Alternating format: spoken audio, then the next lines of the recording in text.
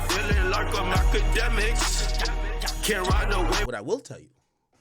So this is the new, and I need to hear. So I'm about to pull the trigger on a bunch of things that could be really interesting or really bad, but I need you guys' approval. And I'm going to do it at the top of the stream before we get into like the fluff people who join in because of YouTube or whatever. I need y'all to give me some guidance. So Diddy's trial started today. We want to cover this in a really unique way. Obviously, when we say nothing bigger than the chat, there's really nothing bigger than the chat. When it comes to, I'm part of the chat. So when it comes to hip-hop coverage, there's nothing bigger than me. When it comes to the best audience, there's nothing bigger than y'all. When it comes, it's the reason we're the biggest. So I wanted to do this very differently. So this is going to be a federal court and federal trial for Diddy. None of this will be publicized. It won't be like the YSL trial. And I've been floating this idea of actually going to the trial. I know. Pussy old academics who don't leave the house. But I said, I got to know if the people care enough. This is going to be the trial for the century. Should Big Act go there to the courthouse, I'd be live. I can't live stream in the court, but I'd be IRLing in between this motherfucker. I'm outside with the gangsters, the goons, the thoughts, the scallywags, the bums, the everybody. Should Big Act be on scene? Now, a lot of things to consider. We're going to talk this through. This is a trial that's a morning trial. It's a morning trial, y'all. It's a morning trial. It's a morning trial. So if it's a morning trial, we're going to have to be streaming very early. 9 a.m. Eastern, which might be 6 a.m. Western or Pacific. But here's the benefits. When we did the Tory Lanez trial and the judge did not allow for any media to be in that trial. When that happened, it was, it was a thing where we had to rely on other people for a understanding of what was going on. You guys know about the people we brought on here. Basically, the narrative that we got from how the trial was going, we were shocked by the result. I always say, always talk to bosses, never second in command. Why? And there's so many people who hit me like, I'll go to the trial for you. And I'm like, sounds cool, but what about if Big Act goes to the trial? Maybe Big Act got to go to the trial. I don't want to sit in the gallery, feet up, watching Diddy and Cassie argue it out. I don't want to watch the freak off tapes. No Diddy and Shannon Sharp and all that shit. But I want to see it for myself, see what the fuck going on up in this bitch. Do they got this nigga or do they not? So what do y'all think about that? I'm asking y'all because it is your call. We're going to cover this case and this trial, hopefully in a very unique way. But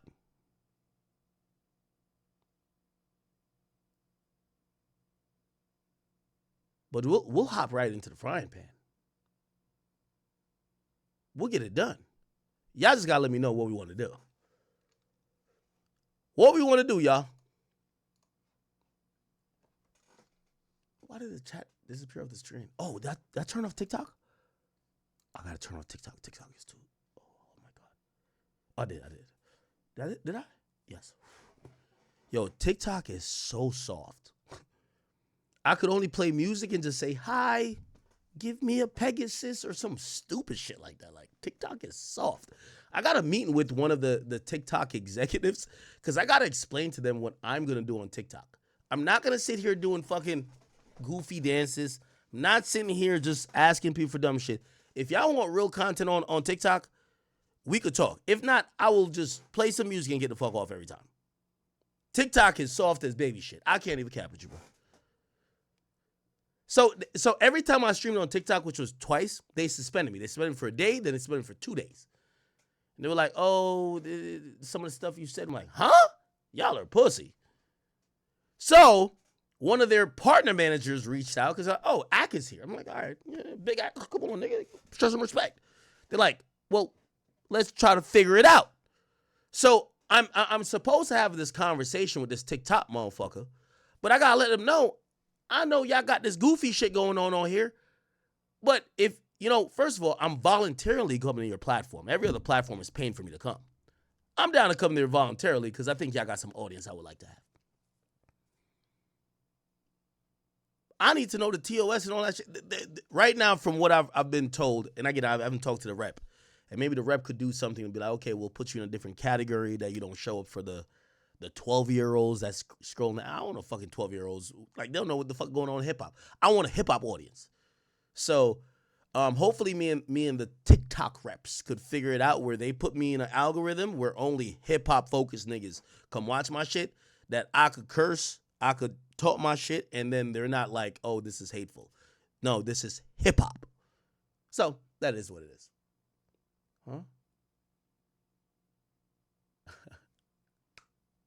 They delete mad comments? Oh, I didn't know that. Yeah, so anyway.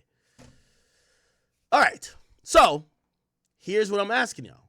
Would y'all like to see me go to the Diddy trial? Now, let me tell you what that entails. First and foremost, that courtroom is packed. And someone who you may or may not like, Myron Gaines, who's a former Fed, he's locked in with HSI and because he used to work for that branch pretty much. And they're pretty much like really tapped in with the Southern District of New York. Because I even told him, because he's like, yo, I might come out there. I'm like, yo, well, are we sure we could get into the courtroom? There's like ABC, CNN, every outlet, Reuters, everybody has AP. Everybody has, and I'm talking about Associated Press, not a watch. Everybody has journalists that's trying to be in that room. You feel what I'm saying? So that's my whole point. Could we get in the room to watch the trial consistently? Like, I don't want to be a peon and just stand out there from like 5 a.m. like I'm camping for sneakers. Like, what the fuck? But I do want to give a unique experience of covering a trial that might not revolve around sitting here and reading tweets. So you guys are going to let me know if I should try to do it. Maybe we try for like a few days. If it doesn't work, we just go back to what we would normally do, which is, again, this is federal court. There is no cameras. So we're going to have to rely on people who went in court and what we've seen being tweeted out. So somebody said, what? Oh, y'all don't fuck with Myron? Myron's cool, bro. Stop playing. So should I go there? It sounds like y'all are saying go. Okay, we could go. Okay. I'm going to run into Saucy and Young Miami.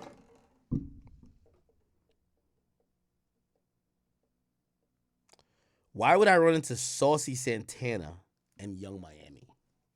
Huh? First and foremost, why would Saucy Santana or Young Miami be at Diddy's trial? So, yo.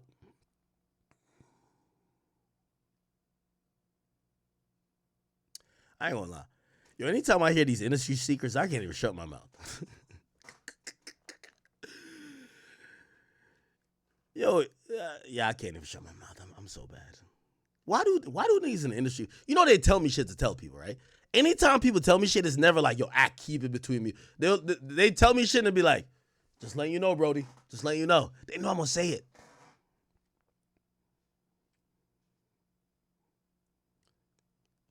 At this point, I'm gonna keep it a being with you.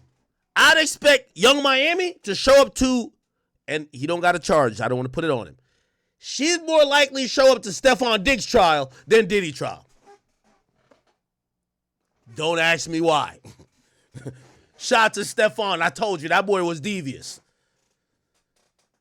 Stephon got 2 of Future hoes, got Atlanta rappers, baby moms, Young, and like 2 of them other joints. That boy is a problem. Somebody got to give him an ACL injury. My bad, I'm snitching. Fuck. I'm drunk. Stefan, if you see this, I'm drunk, bro. I'm drunk.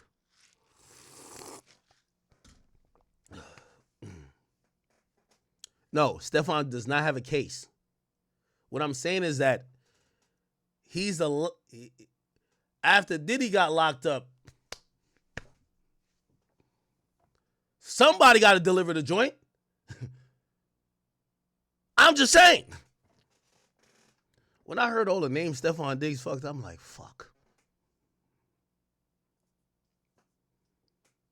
Nigga, I felt like I was Shador Sanders, nigga. I'm like, nigga, I was watching the draft hoping to hear my name, nigga. I ain't gonna hold you. I'm like, huh? It's the third round. I ain't hear my... Because if you in the league, man, I ain't even gonna lie to y'all. Anyway, when am I coming back to Twitch? Probably a couple months, I think. I don't know.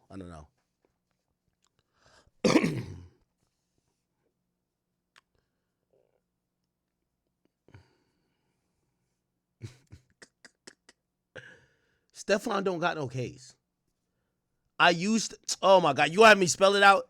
The word is that Stefan used to fuck Young Miami, bro. That's the word, bro. I'm sorry. That's the word. You feel me? That's it. He don't got no case. I only said Young Miami ain't gonna be a Diddy case, I think. If she gonna be at somebody's case, which he don't have a case, it would more likely be a Stefan dick, because that's probably the latest dick she fucked. I'm sorry. What's the problem? My bad. I'm snitching. I'm messy.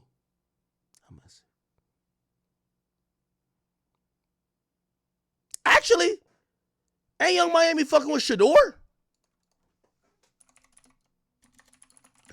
Yo, she gonna hate me, yo. Yo, I gotta stop exposing people and shit. Let me see. She said, what? Young Miami responds to speculation she's pursuing Shador.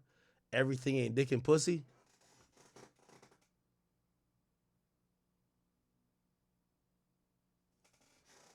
Okay.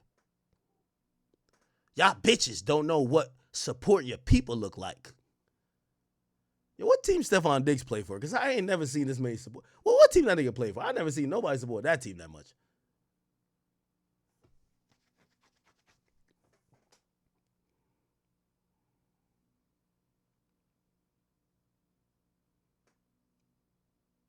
I'm messy? How am I messy?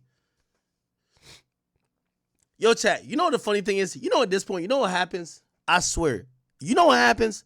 You know these rappers, like, it's like, it's House of Cards, honestly. It's House of Cards, right? And in House of Cards, let me not say nothing, because I feel like, oh, he plays for the Texans? Okay, cool.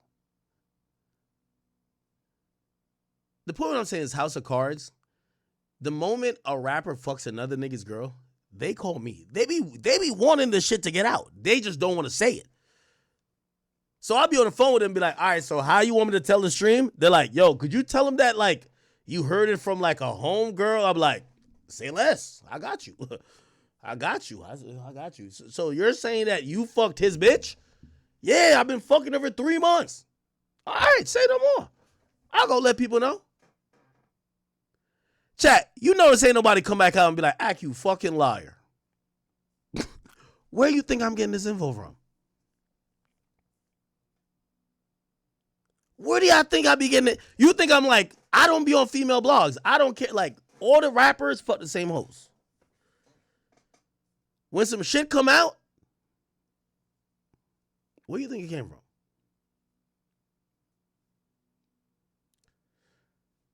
Yeah, chat, this is called third-party snitching. They snitching through me. Word to whack. They snitching through me. They hit Ak and be like, yo, Ak, yo, could you let everybody know I've been fucking this nigga, bitch? A word? You ain't been fucking this bitch. They sent me a picture. Oh, goddamn, you been fucking this bitch. Yo, I've been in her guts for 2 months straight. What? Yo, he bringing her ass to award shows. Nigga, I'm hitting her. I'm hitting her at 4 a.m. after parties. After the afties? Okay. Just let everybody know. She belongs to the streets. Okay. Chat, it's real. I ain't gonna cap with you. Oh, why is it playing again? So, we kind of talked about the Diddy trial. You want some updates? Let's do some updates on day one, right? We weren't there in court today, but my man, Inner City Press was in court today. Let's give you a rundown of like how they're doing jury selection. You got to remember, first and foremost, when it comes to jury selection for Sean Diddy Combs, there was actually real conversation of people thinking that, yo, could he get a fair trial after all the details have been put out and all the stuff that's been leaked and all the press, right? Could he get a fair trial? Because could people show up not knowing his history, not being biased, not having an opinion already? Because that's what a jury needs to be, unbiased, and be able to hear the information in the trial and make up their mind for the first time. Okay, cool. Let's look at some of the stuff that was going on. Here we go. So it says, so now U.S. versus Sean Combs, selection day one.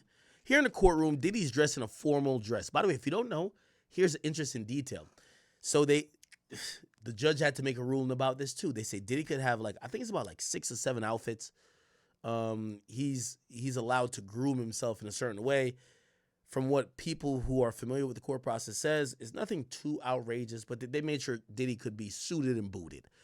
Because, of course, at times the prosecutor could be like, hey, listen, we don't think that they should have or be funded for a certain amount of, outfits for court and this and third.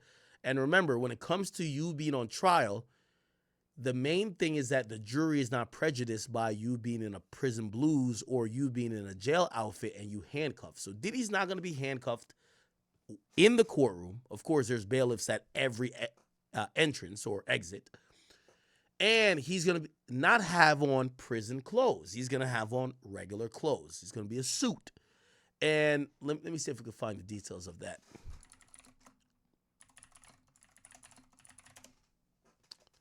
Okay.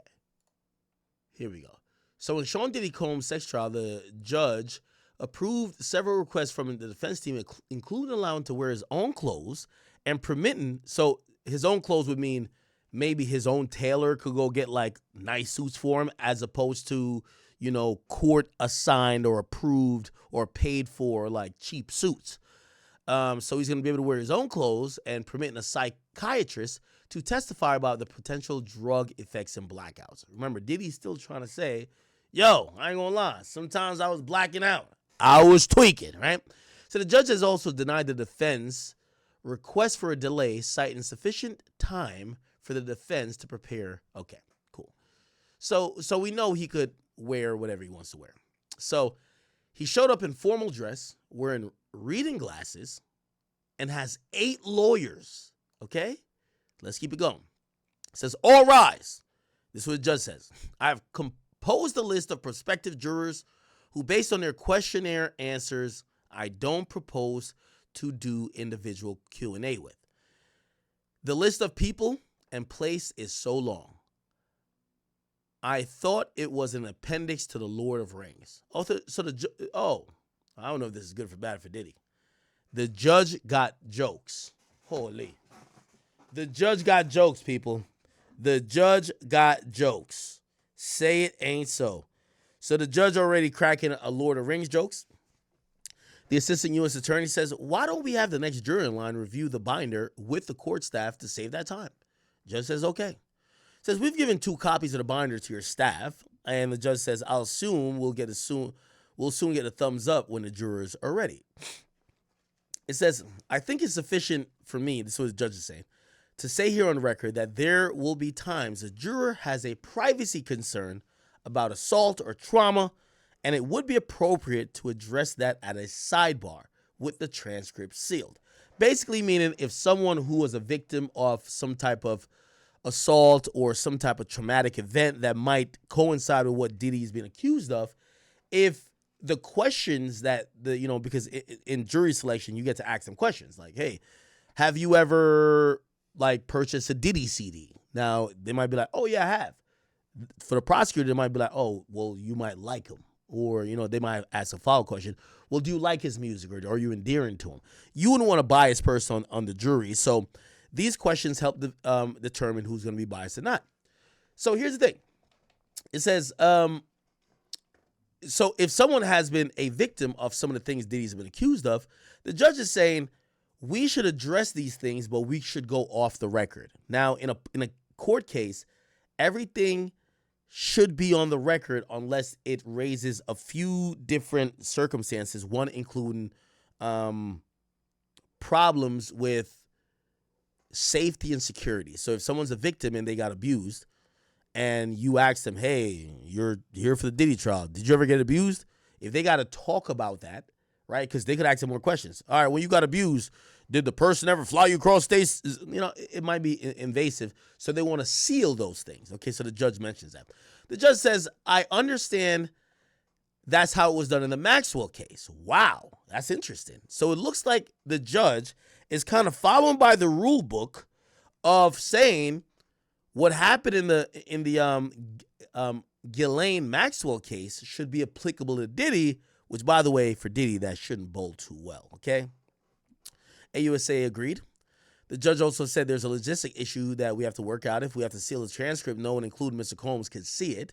So what if we leave it in the transcript? The jurors, it says, since the jurors are not identified by name, the defense says let us confer with the government. So they're trying to figure out how are they going to, like, take things out of the case without interrupting the case, right? So there's going to be things. So at a certain point, probably on a weekly basis, we're going to get transcripts of all the hearings. So for today's hearing, there's going to be a transcript next week, like Monday. So whoever was a stenographer, she's typing it up, and eventually she's going to submit to the clerk, barring anything that the judge ruled as to be redacted or barring any privacy concerns raised by the AUSA or the defense. They're going to have some redactions, and then it'll get public for anybody to look up. So, cool. It says, at the sidebar, what was the court going to tell its jurors about the level of confidentiality? Because I asked if the jurors believe this will be entirely confidential, and that relates to candor. The judge says, I'm not going to lie to the jurors, okay? It then goes on to say, the judge says, this is a criminal case. The United States versus Sean Combs. I expect the trial to run for about approximately 8 weeks. The justice depends on all of you. You've all filled out long questionnaire, and in a few minutes I'll ask more. The judge then continues by saying if during the process you would prefer to answer a question not in open court, but it was sensitive, we'll do it out of the earshot. The transcript will be visible only to the parties themselves. So the judge has now made this ruling saying the transcript, which usually we see the transcript for everything, he's going to clearly seal the transcript and probably only allow the parties, which means the prosecutor and the defense, to see it in case they want to make an appeal or they want to bring it up later, but they will not allow it for public consumption. Your answers allow for preemptory challenges. The judge also says, let me give you a brief summary of the case. This is one defendant on trial, Sean Combs, a.k.a. Puff Daddy, Diddy, other names, and Love. He's pled not guilty, and he's presumed to be innocent.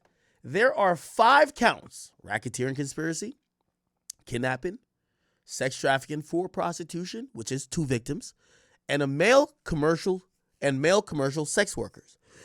Okay? He denied all of it. Our schedule is to be ready for May 12th, which basically they're saying in a week. They want to be ready next Monday for trial. So they're hoping to take this entire week for jury selection. The first week, we're going to go 9:30 to 5. Then, and I'm guessing the second week, 9 to 3. And then the judge says, swear them in. So everybody who's a potential juror is going to get sworn in. The clerk says, does anyone not swear an oath? Okay. Clerk says, do you affirm under the penalty of perjury? And I guess everybody says, we do. It says, thank you. You may be seated. The judge says, everyone has a list of questions. There are 14 sequestered questions. You'll be escorted to 26B, which is a room. Circle the sequestered questions you have an answer. You have a answer yes to. These include, since you filled out the questionnaire, have you read about the case? Do you have training in addiction, sexual abuse? Have you worked for law enforcement? Have you ever been in a lawsuit? Have you ever been accused or been a victim of a crime? Are you impacted by allegations of rape, guns, intimate partner violence, etc.? Views of artists in the hip-hop community, cooperators with the community, pseudonyms. 14 is anything else? I guess 14 might be a juror. When you're called back, you'll be shown a list of persons and places. The judge then says, escort them to 26B, which is room, all rise.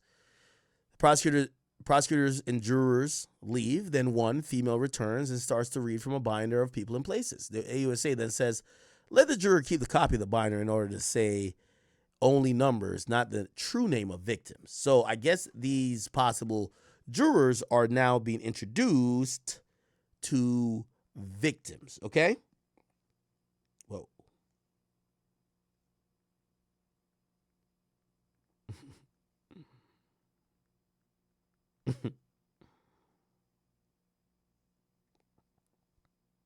Okay.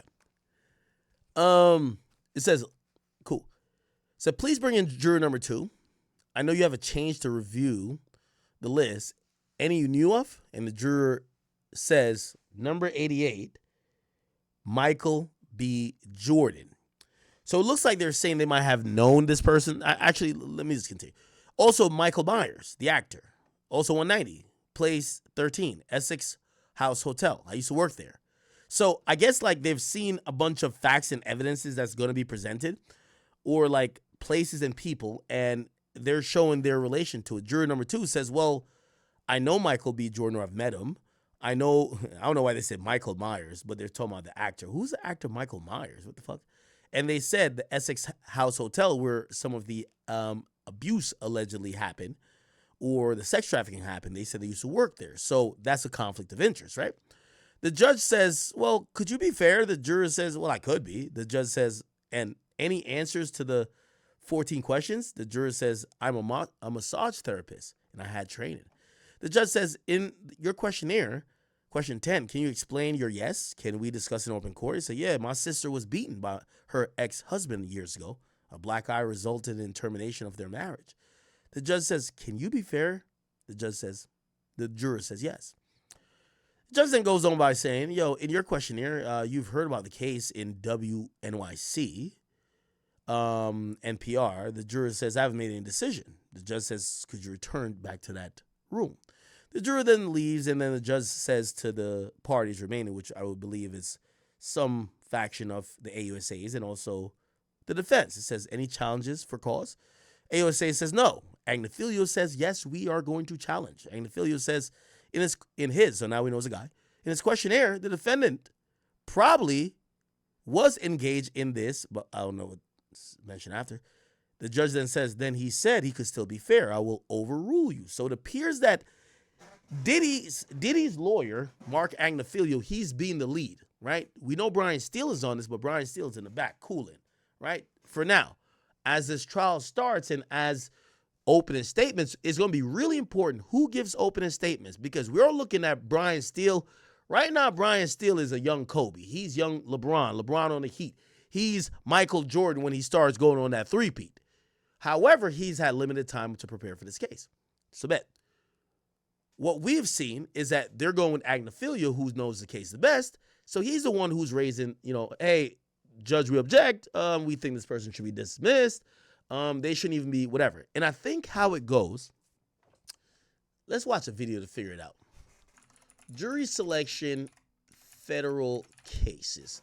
We just want to understand how it's going to go, right? I'm going to find a generic video because here we go. We just want to see how it works. We want to hear how it works for federal cases. Breaking down federal cases. Oh my God, yo, this is such a big thing. So usually, from what I've heard, and y'all have so many chat niggas that are lawyers, I hear that usually the prosecutors and the defense usually have a certain amount, like sometimes maybe 3, like no matter what, you can say this person, we're using this, that it's like a no reason clause. It's like they're not going to be on it, right? And this is for like objectionable shit that the prosecutor might want to have because it's going to be biased for them. You're like, they can't be on it. And that person will get dismissed.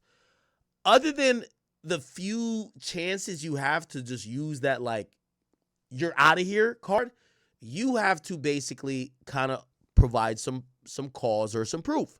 And the judge, who's there to be the neutral arbiter, is supposed to agree with you in principle.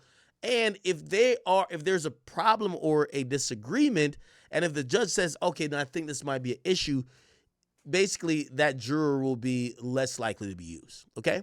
So let me see if I can get a video that kind of explains what I'm saying. On a jury is no easy task, especially in a big, high-profile trial like Cosby's. Jury consultants say the right picks can make the difference between guilt or innocence. Our David Spunt talked with one man here in Philadelphia who's made a career out of picking juries. Yeah, he really has. The old days of picking a jury, crossing your fingers and hoping for the best, that doesn't work anymore. There is some high-tech stuff going on here tonight. I spoke to a man who's usually behind the scenes, but he agreed to step into the spotlight for us to tell us a little bit about what he does. He's what many call a jury whisperer. He's handled multi-million-dollar high-profile cases.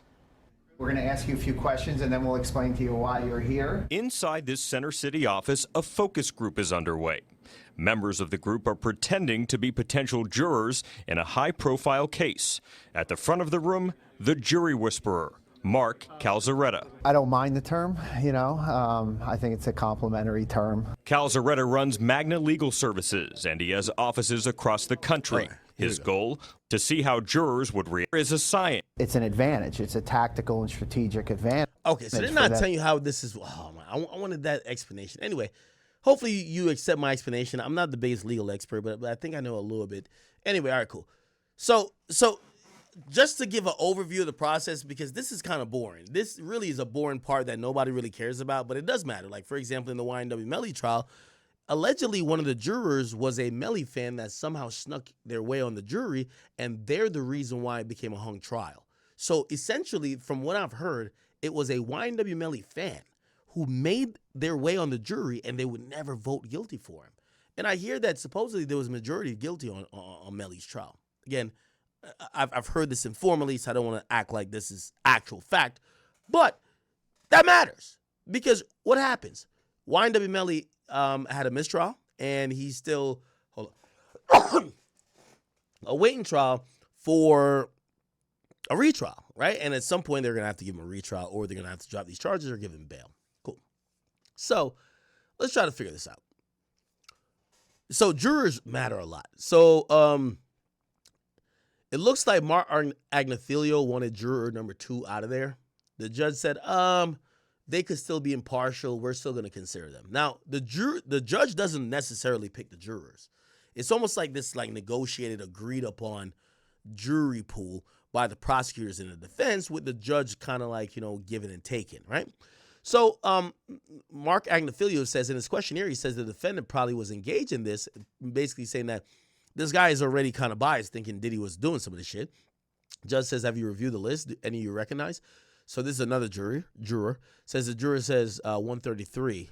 The judge says, a celebrity. Could you be fair? So it looks like they showed a bunch of people who might be witnesses or people involved in stories in some of these freak-offs, and they're saying, do you know any of these people? And the person says, I do know someone, which is 133 or item 133. So the judge says, well, yeah, that's a celebrity, but could you be fair even though you know that person? The juror says, yes. I know there's a lot of celebrities on the list. The judge says, okay, put them to the side. And the places, the juror says, I don't know them. So the places are going to be these really high-end hotels, some of these addresses that might be like big mansions and shit like that, where maybe Diddy stayed or did freak-offs at, and look like this woman saying, I've never been to these places, right? Why does it matter if these people have been to these places? Because you never know, right? These people might have a certain type of predisposition about what these places mean, or bringing somebody to these places mean, or they might have a working relationship with the place, or have met subsidiaries or people of Diddy by being there, because sometimes, these celebrities go to the same hotels consistently, right? The juror says, I have a family member who went through something like this. Ooh. So it would be difficult to sit through. It would make me uncomfortable. Okay? So it looks like the jury basically says, hey, listen, I'm not really comfortable with all of this stuff. This is triggering. And the judge excuses his juror. Now, here's the thing. Maybe the juror is being honest. They could also be just kind of like, this is going to be, I don't think it's going to be why so trial long, but this could be a thing that drags on. Some people also don't want to be on this jury. They don't want to be in this infamous case where, like, who knows, maybe Diddy has some goons or whatever They don't want this type of level of notoriety or having this amount of pressure on their particular shoulders. So this person sounds like they got a job, and they probably have this excuse already, saying, "Hey, this makes me uncomfortable." They said the key words. The judge says your excuse. Bring in 5. So what about the list? 5 says I knew none of them, but 4A and 4C, yes. The judge says you had training, so clearly it was about questions about maybe their training or expertise when it comes to dealing with either alcohol addiction and other things, maybe even massages, or maybe even like, sexual addiction. And it says, yeah, training. The juror says, yes, I had some learning on sexual harassment, and I've seen psychiatrists. The judge says, have you had their services? The judge says, yes. And the juror says, yes, and I could be fair. The judge then says on question 7 on the questionnaire, the juror says, I am against capital punishment. So I guess they ask on question 7, are you against the death penalty? And that might be a question that's irrelevant to this case because it's not a death penalty case, but it's relevant to the point of, well, are you against punishment for people's crimes, right? Because sometimes empathy might creep in, like, yeah, he did it, but like he shouldn't go to jail for 20 years. The jurors are not here to debate with themselves if the time the law mandates for those crimes being committed and the sentencing, this ain't civil. In some civil cases, jurors do actually determine the punitive damages or the amount or the time. You know what I mean? If obviously not jail time because it's civil, but they determine the sentence. When it comes to federal, unlike any state, they're held and they're actually, the judges' hands are tied behind their backs to what's called mandatory minimums, okay? So essentially, they ask about certain things and they're trying to see if, maybe a juror is going to be like, yeah, even if I found a guy guilty, I don't know if I'll be cool with him going to jail for life. And that matters because you might vote a different way because now you're thinking about a life sentence for someone who did some shit that according to law, you would get a life sentence for. The judge then says, well, what have you heard about a case? Look, can you see? What have you heard about a case? Let me make this a little bit smaller. Chat, I can see most of it. So what have you heard about the case, right? The juror says, well, last week I saw a video of the defendant allegedly assaulting another person in a hotel, presuming innocence. The judge then says, I see no grounds to excuse for cause. You? AUSA says no. Agnifilo says no. So they were cool with the person still being there. Judge says, bring in juror 6. Juror 6 says, I had HR training, and my son is a law clerk in Connecticut. Judge says, well, you have great handwriting. You wrote, you say, an image 6, hotel hall. Let me see. What is this? So it was a photo. It didn't seem like something wanted. Huh? You said the image could be damning. Why did you say that? It was a photo. It didn't seem to be something wanted. The judge says, I don't see ground to exclude this juror either. The AUSA, which, by the way, this is James Comey, the FBI lead person at a point, their daughter. So if you don't know who the AUSA, who's the lead AUSA is, look up James Comey, right?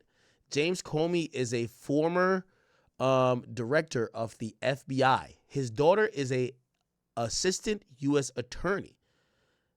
Okay? So her whole family has a deep background in law enforcement. Now, not only is she the lead AUSA on this case, as well she has other assistant U.S. attorneys that are all going to be white women. Okay? Here we go. So it says, any more questions? Ms. Comey. Comey says no. Judge says, whatever. All right, cool. Comey says, I agree. Don't have to exclude her. Agnifilo says she used strong language. And by the way, here's the thing when it comes to jury selection. The prosecutor is building a case that they think most reasonable people will be able to convict this person. Not only that, the prosecutors usually play a game where they have already poisoned the media. So they're like, any reasonable person that heard about this in the media is going to vote the way we want to have them vote if we present a good enough case. So you're not going to see most objections from the prosecutor. You're going to see from the defense because the defense got to be like, yo, who knows? Maybe this person hates Diddy because he broke up with J-Lo back in the day. They hate Diddy because they think Diddy's responsible for Biggie's death, or they hate Diddy because they're a Young Miami fan and they feel like he fucked her over. Whatever it is. So it's the defense job to kind of like raise a lot of these issues. So it says she used strong language, damning evidence, blah, blah, blah. The judge says, I'll excuse them for cause. So Agnifilio gets an excusal, which is juror 6, I mean. It says, and we're the ones who decided to not use a CNN video. There's not been no ruling by Your Honor. Ooh. Wow. Now, I didn't hear this in preliminary hearing. I never heard this. But it appears that maybe the AUSA, while talking about jurors and talking to the judge about the juror that was sitting in front of them, they said, we're the one who decided not to use a CNN video. Now, because they're not using CNN video, or they're using 2016 footage of Diddy, they could still be. Because the CNN video is a video that CNN put out. However, there's supposedly this unedited video or a longer video that doesn't show jump cuts that has the beatdown. But the AUSA is saying, yo, we're not using CNN's video. They're not saying we're not using a video of that alleged assault. Judge said, based on the questionnaire, I'm excluding her. Let's move on to juror 15. The juror 15 is a male. He said, I just started a new job in a hotel. You could tell he wanted to not be there. The judge says, excuse. Okay, got him out of there. Next juror is number 20. It says number 88 and 116. The judge says, musicians. 20 says, I have training May 12th to May 15th. The judge says, well, so basically they're saying, well, I can't be here May 12th to May 15th because I'm a musician. I got training. The judge says, well, if you're selected, you ain't going to that fucking. That's not a, jury duty actually trumps your job. Like, no matter what job, it trumps your job, okay? So if you be like, oh, we got this important meeting, they're going to not say, oh, go to your job. Because if they did, everybody would say, oh, I got an important thing for my job. So the judge said, if you're selected, you're not going. The juror then says, I was a mandatory reporter as a teacher at a parochial school in the Bronx. I have a friend on Yonkers PD. The juror then says, when I was 16, I was caught shoplifting at Universal Studios at Harry Potter World. I had to be a lawyer. The judge says, what did you take? The juror says, a wand. The judge says, you wrote that you like to post on Instagram. The juror says it was a comedian. It was about the baby oil. The juror says, well, it was just a comedy seller comedian, no one I follow. The judge says, I don't see no grounds to excuse. Both sides agree. So even Mark Agnifilio, which is Diddy's lawyer. Next is a female. The judge says, you have ocular migraines, huh? The juror says, well, it hasn't happened in months, but when it does, I kind of cover my eyes for 20 to 40 minutes. So she's saying she got headaches. Here we go. Got to keep going, Chad. The judge said, what's your employment? They says web maintenance, secretarial. I took Tralient training. The juror says, this is real life. Whatever's going to occur in your courtroom, the judge said, what's bothering you? It's unfamiliar for me. So for my answers, to have my answers very much matter. Judge says, so kidnapping, arson, can you be fair? The juror says, it's kind of foreign to me, like a problem. This juror is trying to clearly get out. The juror says, why is it USA versus Sean Combs instead of a person versus Sean Combs? I was curious. Clearly, this person's playing dumb. They want to get out of this thing.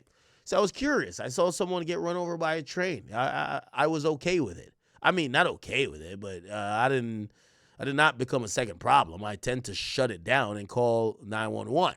So this person's saying, I don't give a fuck about crime being committed. That's what they're saying.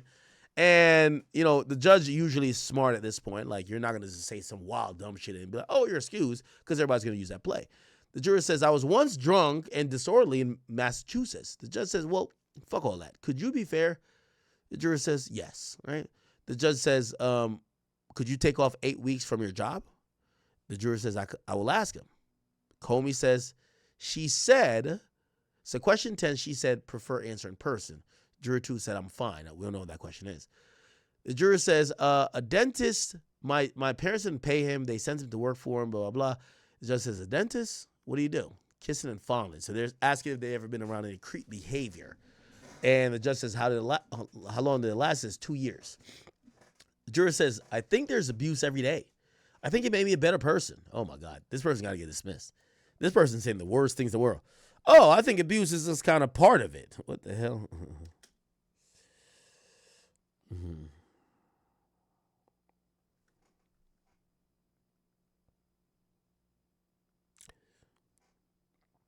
Okay. All right. And it says, I think there's abuse every day. I think it made me a better person ultimately. Perpetrators are often unaware. Ooh, so basically they're saying the criminals sometimes don't even know they're doing crime. Some fulfill a victim role, basically saying some of the criminals could be victims. The judge says, don't go look up with Rico, what a Rico is. And then Agnifilio says, can we approach? They whisper. The judge says, is there anything from the dentist's office? Can you be fair? The juror says, yes. They said back to courtroom. So it looks like the judge did not buy the bullshit they were selling and didn't dismiss them, even though they were saying wild shit.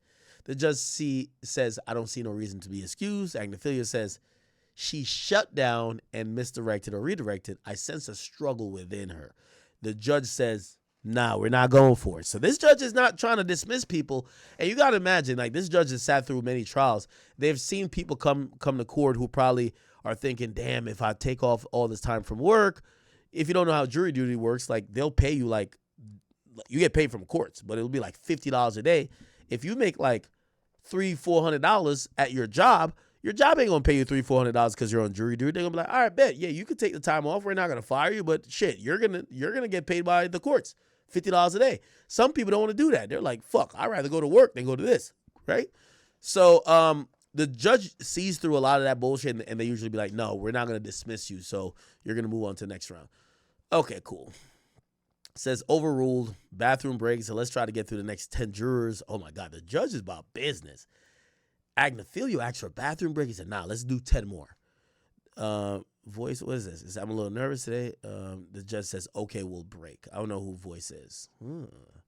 Now, let me give a little bit of details here. So I know we've been reading for a long time.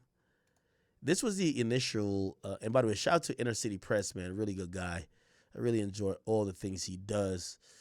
This was him this morning talking about the trial, right? Okay, here we are. Matthew Russell Lee, Inner City Press, here at the Southern District of New York Courthouse. Today, Monday, May 5th, 2025. Well, it's been a long time coming, but today it begins jury selection in U.S. versus Sean Diddy Combs. We've covered it since the day of the indictment. We've covered the many civil cases. We've covered Busby coming in and going out. And now, jury selection. It's finally arrived. Now, there have been various reports. In fact, in the penultimate pretrial conference, we reported that the judge asked, has a plea offer, was it made? And they said yes, and you can allocate them about it next week, which was Thursday. And then it happened, and he confirmed that an offer was made, and he rejected it. People have said that means that he rejected the offer last week. No, that's not what it means. In fact, the week before, they'd already said it had been already offered and rejected. At some undisclosed period during the pretrial proceedings, an offer of undisclosed substance and prison guidelines was made and rejected. But so there's that. It wasn't rejected on the eve of trial. And whether it was still open. So, yeah, so we keep hearing this conversation about there was a plea deal offered. So Diddy was offered a plea deal. I would imagine probably early on, before pretrial hearings, which started about generally about like a few weeks ago. I think he was probably offered a plea deal maybe in December or January. And, we've heard these rumors like, 5 years. I don't believe that for a second. I don't believe Diddy was offered 5 years, 7 years. I don't think he was offered anything under 10. I just do not see that at all. Because if it was offered anything below 10, I think they would have negotiated that he could have pled guilty to, because here's the thing. He pleads guilty to some prostitution shit. Nobody looks at him like some weird creep. They just kind of look at him like there's mad prostitutes out here. Like half of the chicks on OnlyFans are damn near prostitutes, right? So it's like people will kind of get over that. Now, sex trafficking, rape, like maybe even DV, even though I think DV people wouldn't care, like maybe like physical abuse, like people might not care that much. But like some of the hard charges, if he was offered less than 10 years, I could see him saying no to, because those are like, it's going to fuck you up anyway. But here's the thing. If he was offered like, let's say 10 or, say 10. If you're offered 10, you could probably get 7. You're already pretty much locked up for 1. if you get 7, all you got to do is 5, 5.5. You're locked up for 1. You would do 4 years, and this is all behind you. You know what I mean? Like, again, I'm not saying that Diddy would willingly sign up for jail, but, like, rather than risk it and go to jail for life, like, who the hell would do that, right? So I don't believe that whole thing that Diddy was offered anything below 10. I don't believe it one bit. Is not known either. Often these. Also, let me talk to you about the statutes and what the penalties are for some of the things he's accused of. The RICO carries 20 years, okay? The RICO is 20 years. And even some of the bigger predicate acts is 20 to life. But let's just say 20 because Diddy doesn't have a substantial criminal history. So let's say 20. So he's facing really like 20 years, right? If the prosecutors came down to offer him 5, because that was supposedly a rumor, 5. The only thing that's there for 5 is prostitution, which means that's the prosecution telling you they have nothing on the major charges, RICO, sex trafficking. They're just trying to get you for paying for pussy shit, which is like, okay, if you're down to give a deal for just paying for pussy, that's because you know you can't prove the bigger charges, which is RICO and rape, right? And RICO, rape, and sex trafficking. So I can see why he would take it to trial, but I really don't think he was offered anything below 10. No way. I think he was offered 15 to 20. Such offers 15 probably. Have expiration dates. In any event, so there's that, and we're going to begin now. There's going to be some issues around how much of the jury selection the press and public will be able to report on, and we stand ready to, if necessary, file to unsequester because it's a public trial. Same thing later down the road as to the evidence itself, including the freak-off videos. But I digress. Now, we're also, of course, covering the exploding Trump docket, on which I have to say, in this case, a judge in New Jersey, Mr. Michael E. All right, so he kind of moves on to a different topic, right? Now, there's another update which came through here. Okay, here we are, Matthew Russell Lee, Inner City Press, here at the Southern District of New York Courthouse. This was around lunchtime he did this, and this was after, like, all the stuff we read. This was, like, pretty much the next thing. Amid Sean Diddy Combs' jury selection. Now, the first morning was really quite exemplative of what New York City is. They had among the prospective jurors interviewed this morning was a woman who works at HBO, which, of course, as pointed out by Tenny Garagos, one of Sean Combs' 8 lawyers here today, has just recently produced The Fall of Diddy. She remains in the pool. She was not excluded for cause, but Judge Subramanian said she can be questioned in a second round about whether her job in HBO is close enough to the documentary. On the other hand, there was a woman from Simon & Schuster, a head of marketing. She says she's reviewed a press release for a book by Al B. Shores that's all about Diddy. So she was excluded for cause. There was also a woman who designs fonts. There was a guy who works for the Department of Corrections. There was a whole slew of people. We live tweeted all of it. You can find her on Inner City Press. And we'll continue in the afternoon. And we'll continue. Apparently it's going to take 3 days. Some say more. And then they'll end up having a jury. And on May 12th, opening statements and going forward. But the circus has arrived, and it's quite something. Inner City Press, to be continued. Okay. All right, so now we're after lunch. We're after lunch at this point, and just please take a seat. Look at this. So a juror mentions that Kanye West and their view of him makes them think they'll be unfair. It says, anything about your views on Ye that makes you unfair? The juror says, nah. The judge says, well, what do you know about this case? The juror says accusation of violent behavior. I saw the hallway video while at the gym. I get dragging. I saw some of that shit. The aggravated says sidebar. Judge said very briefly. They talked for a little bit. The judge says, last question. Did you ever talk to people about this case? The juror says, nah, I never talked to nobody about this case. Do you believe that, chat? Well, whatever. The judge says, have you expressed an opinion? The juror says, no. I don't even got social media. The judge actually does not rule this person out. They say go back to 26B. The judge says no objections. Both sides say no. The judge says, well, you could pass up questions to me. The AUSA says, I'd like to see them first. The judge says, of course. Next juror is 28.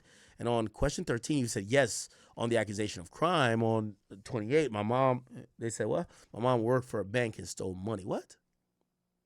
Okay, so they're admitting about some of these jurors to try to, be open and honest. They're talking about their own crimes. Judge says, you wrote unsure. The juror says, all I know, he was arrested. Juror says, no ground to exclude her. Both sides agree. Juror 29, he says, you traveled for work. Could you stop? Juror 29 says, it would be an inconvenience, but I could do it. The judge says, where do you work? It says HBO. The judge says, any people on the list you recognize? The juror says, well, I recognize Michael B. Jordan. Whoa. Why is Michael B. Jordan in the Diddy case? Now, granted, this is not no civil case no more, chap. This is not a civil case anymore. Okay? This is not a civil case. This is a criminal case, which means the evidence that will be presented or will be given to the defense as part of discovery is going to be relevant evidence that the government believes is going to be part of their case. Why would Michael B. Jordan be part of that? Now, we know Kid Cudi because of the arson and supposedly the car getting blown up. It says Michael B. Jordan and Kid Cudi. And he said, but I don't know his music. That's what the juror said. Also, my sister and I was molested by a family member. The judge says, who? Oh, my God. The juror says, a cousin. I think I would feel empathy for victims, but I am logical. The juror says, I seen the video. It was disturbing, but I don't know the full story. Agnifilio says, we have proposed a question. Gave it to Comey. The judge says, has the case been discussed at HBO? The juror says, in the hall, that he was arrested. The judge says, I don't see no reason to exclude. Agnifilio says, yo, listen, come on, judge.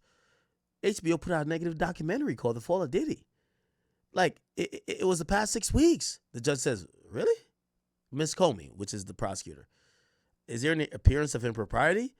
AUSA says, no. We don't think there's a problem here because HBO just makes a lot of documentary.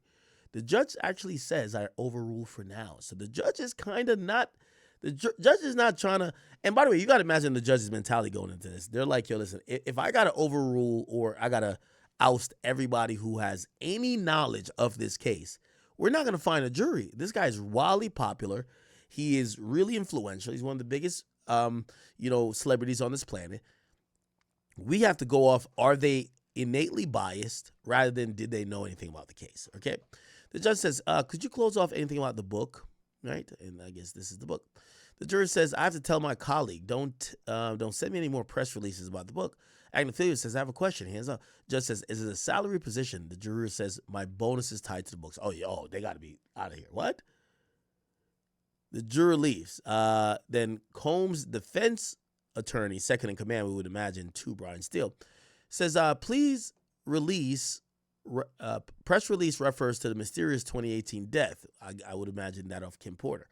The trial will include a discussion of Kim Porter, and I'll be sure. The judge says, isn't this too close to home? Comey says, we won't hear too much about Mr. Brown, which is, I'll be sure, I believe, and Mrs. Porter, but sure, excluded, okay? The next juror, okay? So I think they exclude the juror. Next juror is like, I have a class of CUNY. I have to log in at 4:50. The judge says, could it work if you left here at 4? How do you view the class? The juror says, on my phone. I know of Dallas Austin, which is a producer. I know from news about Sean Combs' children, the choreographer Lauren Gibson. By the way, she's been on multiple reality shows as a dancing coach. So the juror says, I used to watch Making a Band. I saw Dawn Richards, Harv Pierre.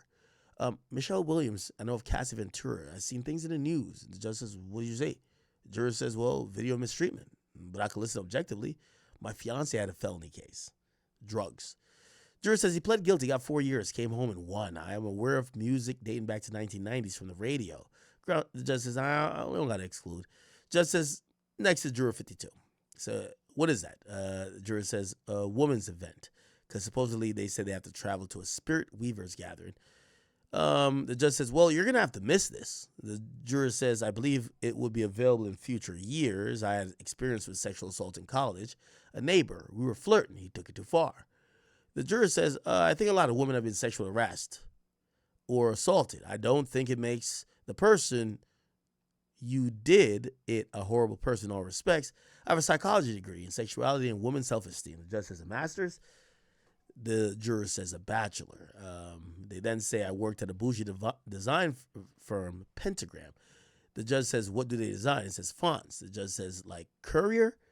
The judge says never. By the way, this is Pentagram. Let's see what this is. Okay. All right. Judge says, I see no grounds to exclude. Next is 55. He says, you got an open bottle ticket? The juror says, yes. He says, shame on you. That's what the judge says and laughs. Says, I'm in the Department of Corrections in charge of incarcerated accounts. The juror says, I sued the Port Authority. I hurt my back on an escalator. They settled. He says, weren't you arrested for fraud? The juror says, yeah, I was in a car accident. I went to physical therapy, but it got raided. I was accused of insurance fraud. I did plead guilty. Judge says, I see no grounds to excuse. And they go on lunch break. Wow.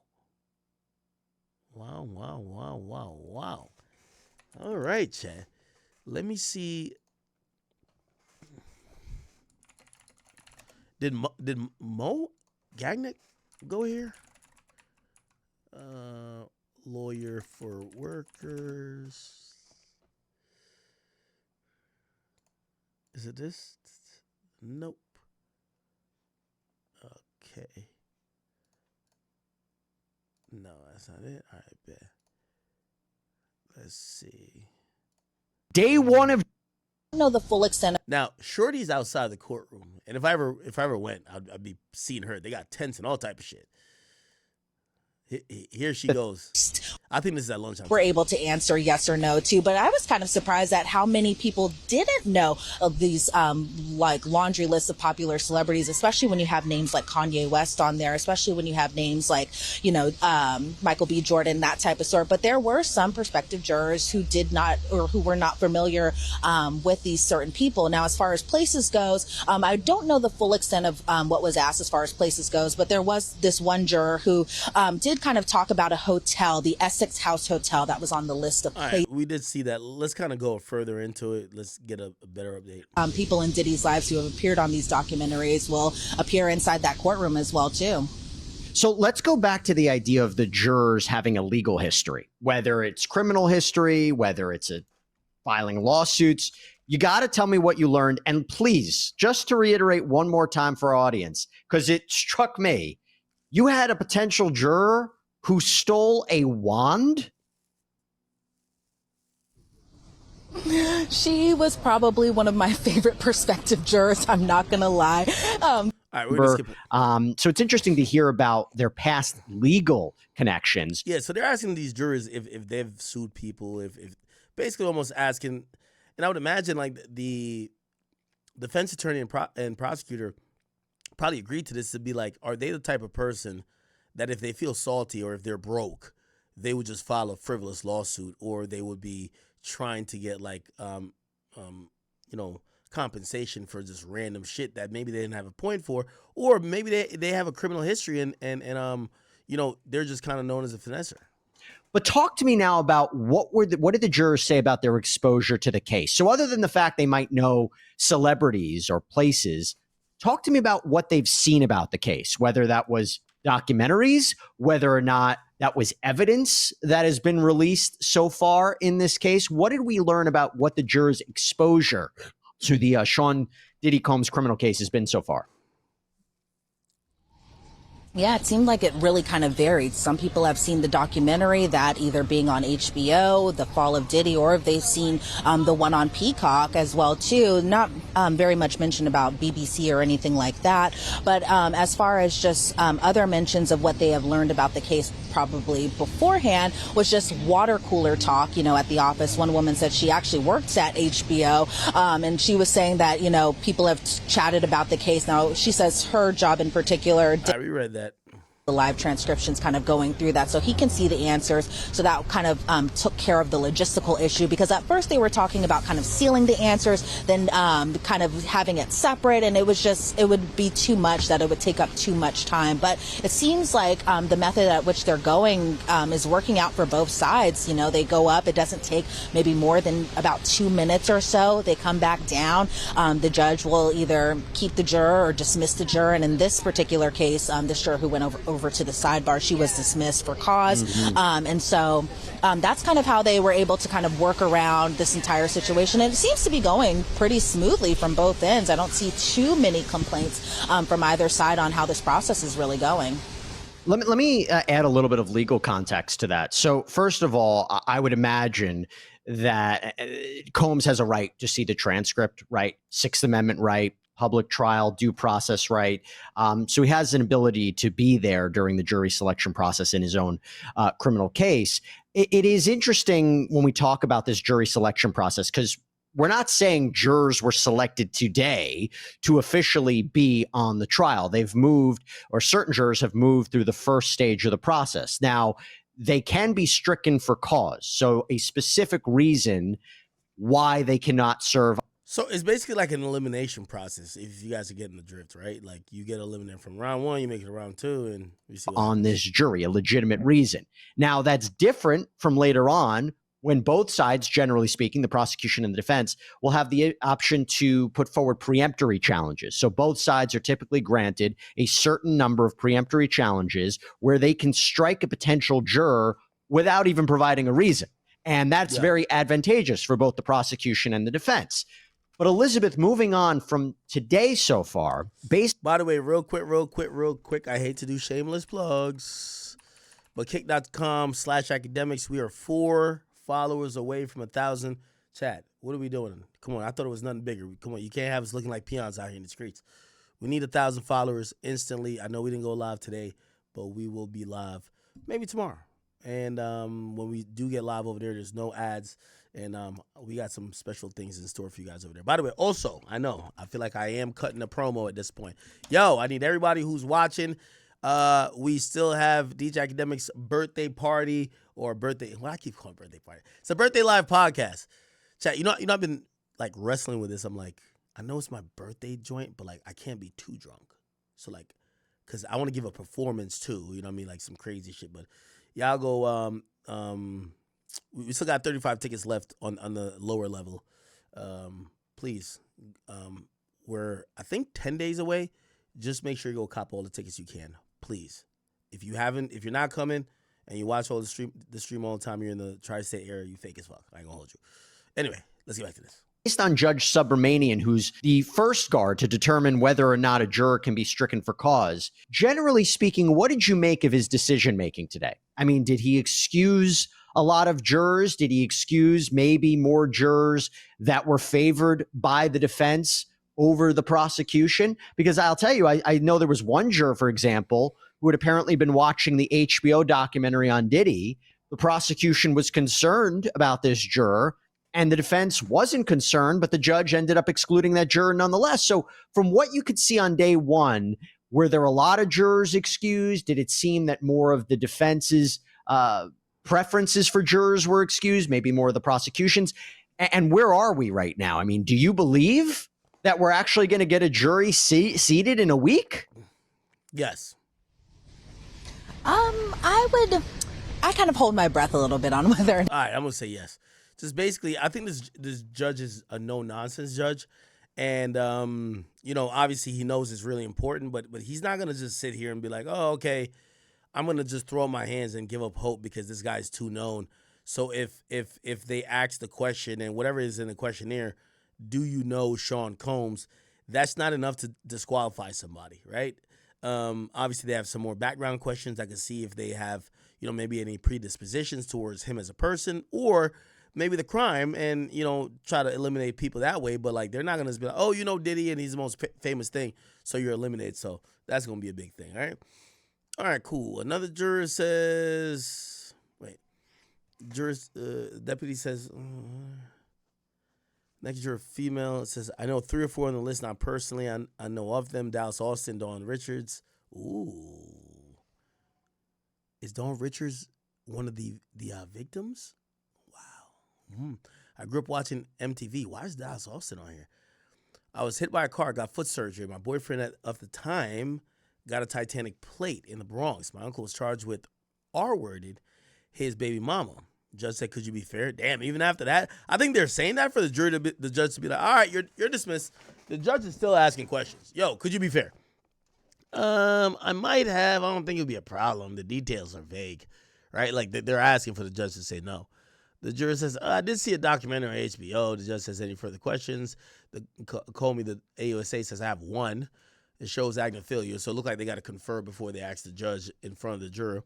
And they says, if you've heard testimony, the judge now asks, so I guess the judge asking the questions. If you've heard testimony from people you saw on HBO documentary, would you believe them? The juror says, it would depend. I don't remember much. The juror leaves. Comey says the juror hesitated about the HBO documentary. We anticipate some of these in the documentary testify in a trial. Wow. We asked for exclusion. Agnefilia says she could be fair. We want to keep her. Wow. Ooh. That might have been a plant, chat. Did y'all peep that? Y'all peep that, chat? Did y'all peep that? So this person comes in and they're playing up to the prosecutor like, yeah, people in my family got raped. I don't like that type of shit. They're like, what about the documentary? Well, I kind of did see the documentary. So they asked, well, would you believe somebody in the documentary? Maybe, but I don't remember too much. Look like they're playing it up. Look like Agnifilia's team, Diddy's team, is saying, nah, this person, they're capping. They're on our side. They love Diddy, right? Comey, who's the prosecutor, says, they hesitated too much. Nah, get them out of here, all right? We don't fuck with them, right? And they also gave some details. We anticipate some of these in the documentary testifying at trial. Ooh, let's go see who's in the documentary. HBO documentary, Diddy. Okay, here we go. The Fall of Diddy. We got to see who's in it. Let's look at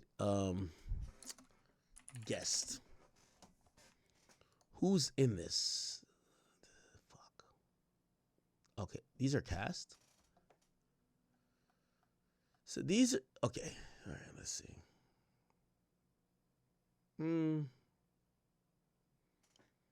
going to be a lot of journalists. Okay. D. Woods, Danny Kane, okay. Torre. Dahlia Graves. Yeah, okay. There's so many people. We can't really pinpoint who this could be, right? This person works for Rolling Stone. All cast and crew. Oh, okay. Victims. Thalia Graves. Ooh, she says she's a victim of Sean Combs. Let's Google her. Here we go, chat. Thalia Graves speaks out. Ooh. Depicted. It's a pain that reaches into your very core. That might be her that's going to be in the trial.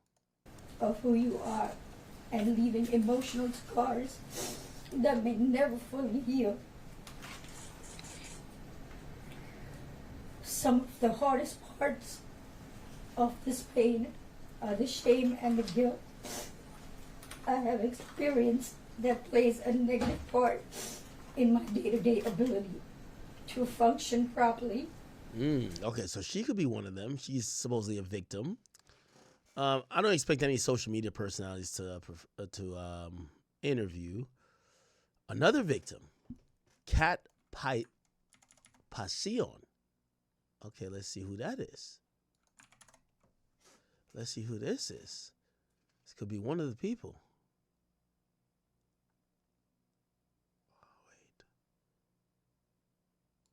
Wait. What is up? Exactly. But during the when they were watching it, that I would have done everything changed. It sounds like he gets. So that's Kat Passion. Hairstyle. Yeah, I never even heard of this chick. We learned today in Diddy's trial that one of his victims might not be testifying against him anymore. Diddy has 5 different charges. He has the racketeering RICO charge, he has 2 trafficking charges, and then he has 2 charges to engage in prostitution.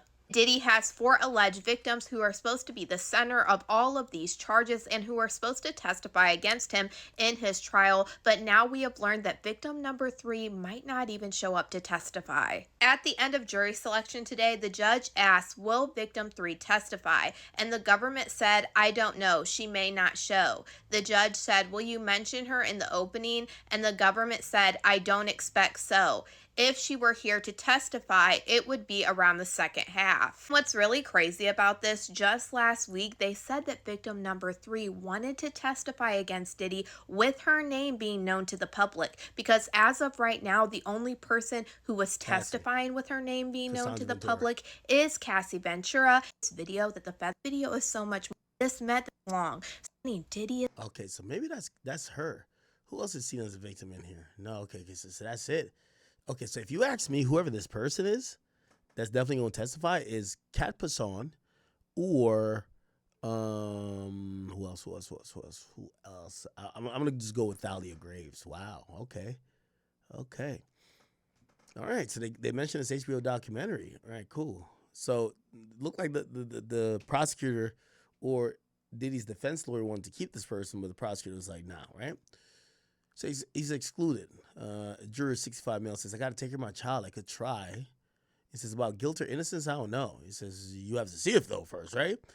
65 says, I got trouble understanding this questions. The judge is ruling because this guy is, maybe somehow impaired or whatever, and just out of it, just said whatever.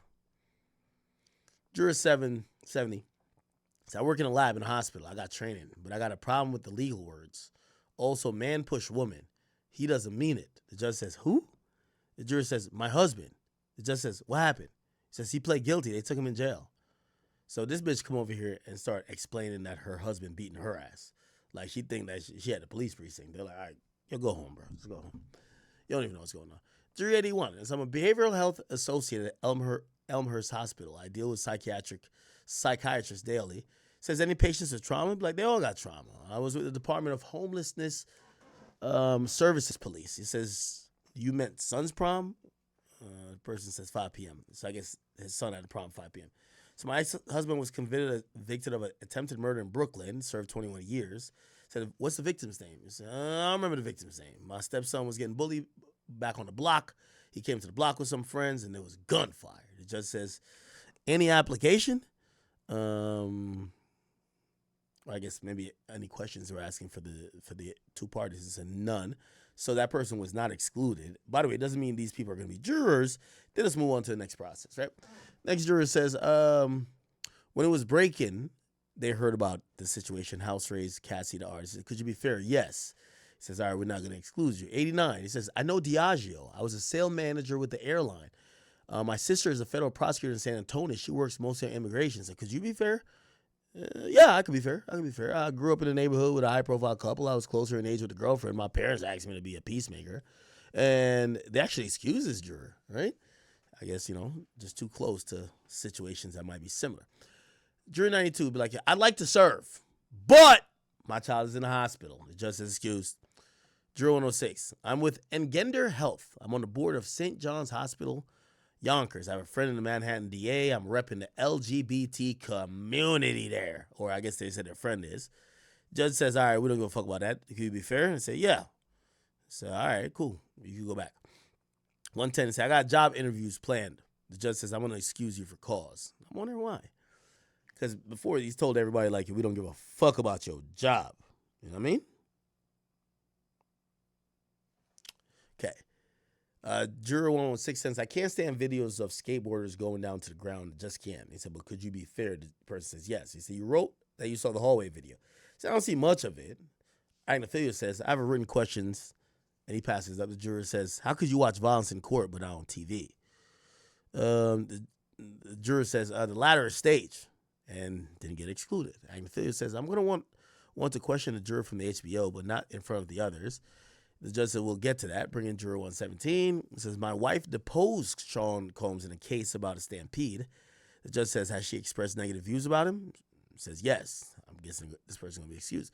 Did you tell your wife you're on the case? He says, no, but another prospective juror who knows my wife saw me and told her. And so write that juror's name on the Post-it note. My adopted adult daughter has been sexually abused. They got to get this person off. So I have a question. Comey passes up. Say, can you not talk about the case with your wife? What? Come on, stop it, judge. You know this thing gonna be pillow talking. The person said yes. The judge says if you're chosen, I will order you not to speak with her about this case.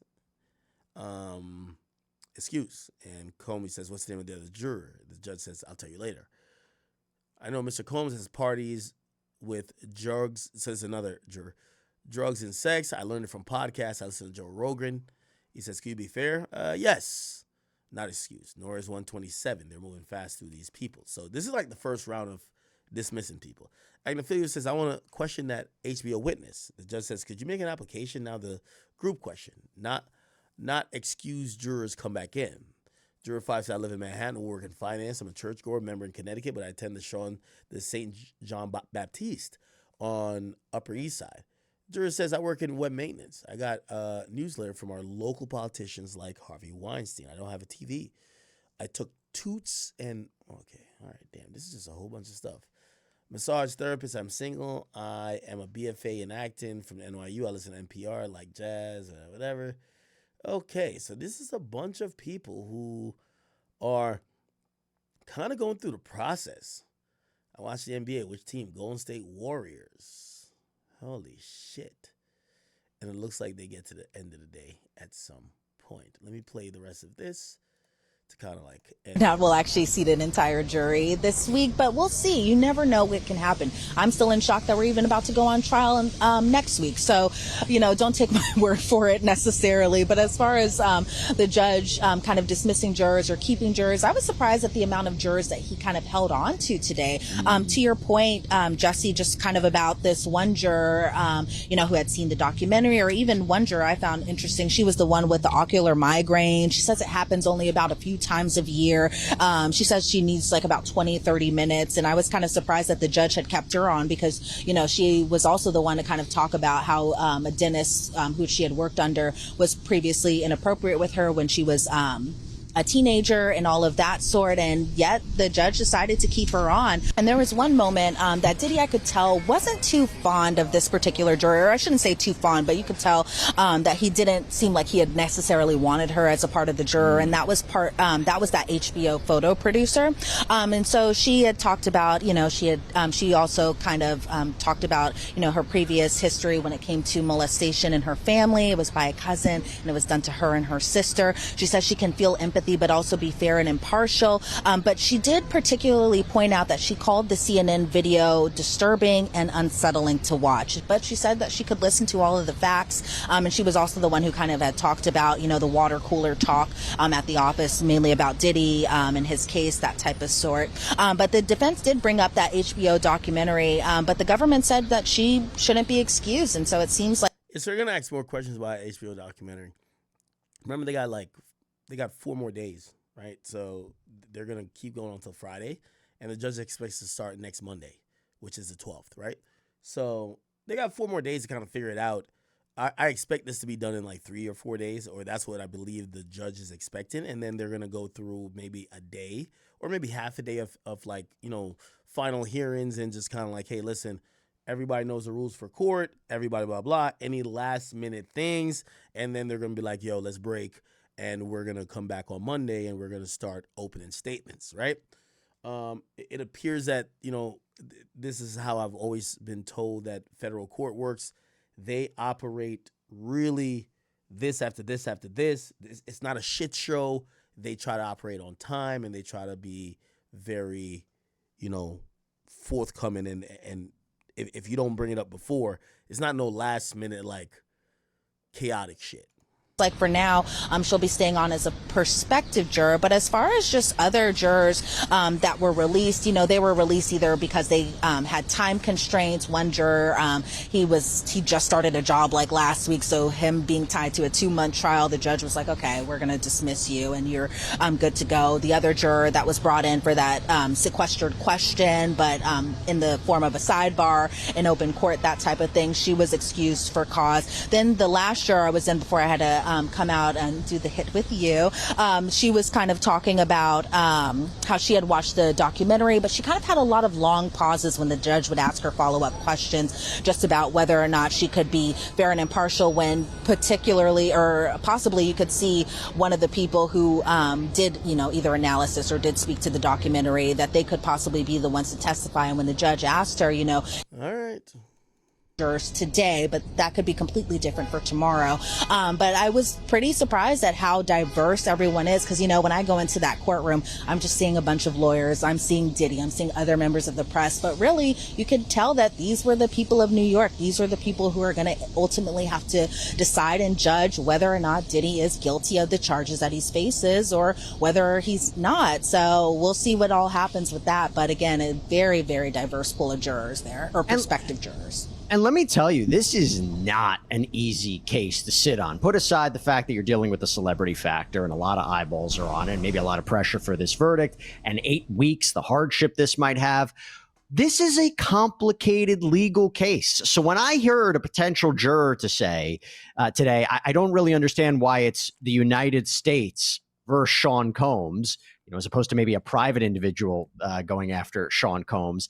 That's a little concerning. Now, we cover legal cases all the time. It might seem second place to us, but even reading the indictment, when I go through the specifics of racketeering or the specifics of sex trafficking, it's very complicated. That might work to the benefit of the defense. Maybe it works to the benefit of the prosecution. We shall see. But I'm very curious to see if you can have jurors who will actually fully, and this is not a slight on any potential jurors. It's just, this is a complicated case. And I wonder if they're going to be able to fully grasp and recognize and understand what the elements are of these crimes and what they're supposed to do. It's not an easy case, which brings me to my final question before I let you go, Elizabeth. From the best you could see, did the jurors, the prospective jurors, did they look nervous? Did they seem nervous? Did they seem concerned about being there, being a part of such a monumental case?